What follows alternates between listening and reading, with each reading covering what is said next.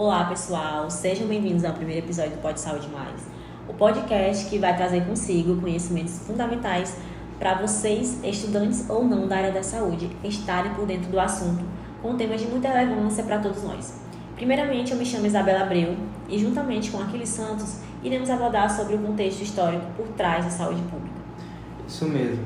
E para nos ajudar a entender essa história, convidamos as acadêmicas da Universidade de Seul, onde cursam o curso de Biomedicina.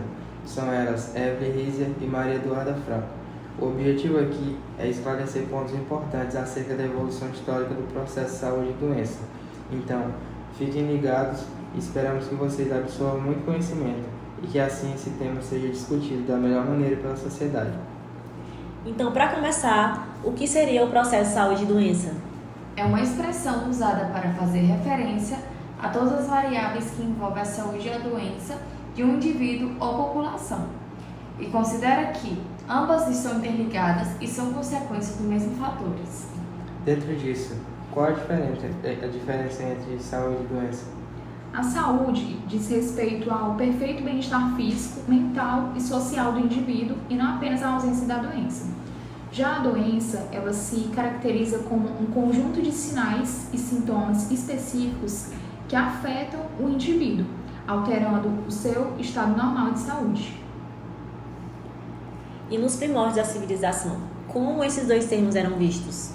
Nos primórdios da civilização, a saúde era vista como algo natural e, portanto, não havia necessidade de explicá-la, porque simplesmente ela acontecia. Já a doença ou outros agravos da saúde, ela podia ser compreendida de duas formas. Ou ela era provocada por situações na quais se podia claramente identificar a causa e o efeito, ou ela possuía uma causa misteriosa, sobrenatural, que não era identificável como nas doenças transmissíveis e outras de funções orgânicas, como doenças provocadas por deficiências nutricionais. Isso mesmo. As doenças também eram vistas como castigos dos deuses sobre as pessoas e as populações que haviam falhado em cumprir suas obrigações morais e religiosas perante eles e sua comunidade. Como estavam ligadas aos deuses, era papel dos sacerdotes ajudar os doentes e guiá-los na procura pela cura. E as sociedades primitivas tinham medidas de proteção? Sim, já tinham hábitos que as protegiam do adoecimento, como enterrar os dejetos, beber água limpa e se abrigar do frio e do calor intensos.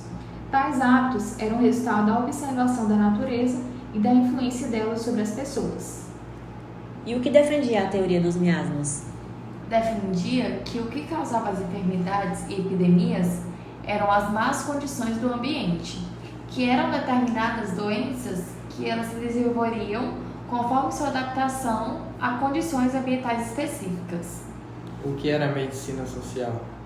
Bom, no cenário da Revolução Industrial, desenvolveu-se o conceito de medicina social, responsável por discutir o processo de adoecimento a partir das condições de vida das pessoas e propor formas de atuação para o controle das doenças e da mortalidade, formas que extrapolavam a prática médica, como intervenções sobre a moradia dos trabalhadores e garantia de melhor alimentação para eles. Essa visão do processo não teve grande impacto na saúde da população, por questionar abertamente a configuração econômica da sociedade. Sobre a era bacteriológica, o que seria ela? Uma nova explicação sobre o processo de saúde e doença nasceu, a teoria bacteriológica, que de acordo com a qual doença tem uma causa única, que é a infecção. E essa visão ela foi bem importante para a identificação de vários agentes patogênicos e o controle deles, mas reduziu o olhar sobre o processo de adoecimento ao desconsiderar a influência dos fatores psicossociais, que são aqueles que é ligados ao funcionamento social e mental das pessoas, com forte influência no processo saúde e doença. Há outras teorias dentro do processo saúde e doença? Sim, há outras, como a teoria unicausal, a multicausal e dos determinantes sociais de saúde.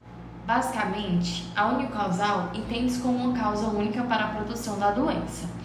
A multicausal diz que a doença ela é resultante de várias causas que se ordenam dentro de 3 categorias, através do agente, o hospedeiro e o meio ambiente.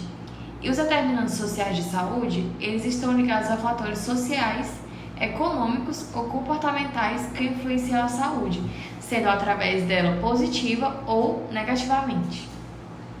Então foi isso, meninas. Obrigada por participarem e esclarecerem o assunto. O prazer foi nosso. Sempre muito bom contextualizar o processo de saúde e doença. Queremos também agradecer aos ouvintes por terem ficado até o final. O podcast ele não para por aqui. Continue nos acompanhando nos próximos episódios. Portanto, se inscrevam, curtam, deixem seus comentários, o que acharam. E um abraço e um bom podcast a todos.